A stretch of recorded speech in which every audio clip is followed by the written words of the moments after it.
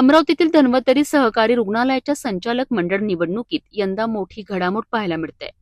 पहिल्यांदाच होत असलेल्या या निवडणुकीमुळे वातावरण तापलं असून 6 उमेदवार अविरोध निवडले गेले आहेत, तर उर्वरित 12 उमेदवार निवडणुकीच्या मैदानात उतरले आहेत।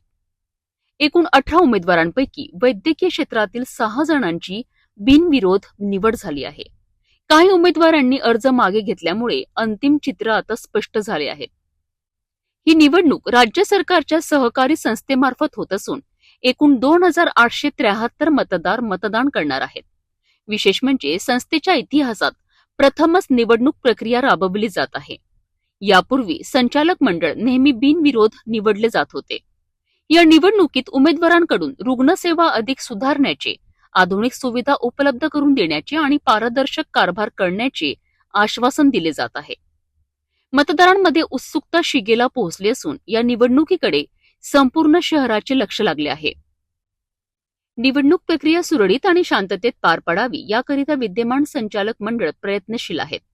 याच पार्श्वभूमीवर पत्रकार परिषद घेऊन काही उमेदवारांनी आपले अर्ज मागे घ्यावेत आणि निवडणूक बिनविरोध व्हावी अशी विनंतीही करण्यात आली आहे। या पत्रकार परिषदेला डॉक्टर प्रमोद झाडे, ओमकार बन, अशोक ठाकरे, अजय दातेराव, गजानन रडके, राजेश गोयंका, प्रतापराव भुयार हे मान्यवर उपस्थित होते। धन्वंतरी सहकारी रुग्णालयाच्या या ऐतिहासिक निवडणुकीत नेमकं कोण बाजी मारणार याकडे आता सर्वांचं लक्ष लागलं आहे। धन्वंतरी सहकारी रुग्णालयाचे जे निवडणूक जाहीर झाले आहे, त्या निवडणूक जाहीर झाल्यानंतर आम्ही जे आमचं पॅनल तयार केलेलं आहे, त्या पॅनलमध्ये जितकी नावं आम्ही इन्क्लूड केलेली आहे त्या सगळ्या नावासकट आम्ही ही प्रेस कॉन्फरन्स घेतलेली आहे।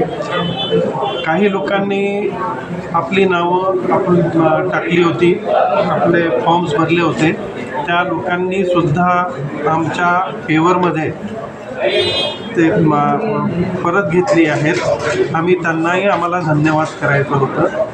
या येत्या 17 मेला निवडणूक मतदान होईल आणि त्या मतदानानंतर रिझल्ट्स डिक्लेअर होतील। याच्यामध्ये 6 जे डॉक्टर्स आहेत त्यांची बिनविरोध निवड झालेली आहे। त्या 6 लोकांची नावं मी तुम्हाला दिलेलीच आहेत। जे सर्वसाधारण गटामधनं 7 लोक आम्हाला निवडून द्यायचे आहेत, त्याच्यामध्ये जास्त फॉर्म्स आलेले आहेत। त्यापैकी 75% लोकांनी आमच्या फेवरमध्ये विड्रॉ केलेला आहे आणि बाकी राहिलेल्यांनी आमच्या फेवरमध्ये विड्रॉ करून आणि आम्हाला निवडून द्यावं अशी आमची कळकळीची विनंती आहे। आणि याचकरता ही प्रेस कॉन्फरन्स अरेंज केलेली आहे।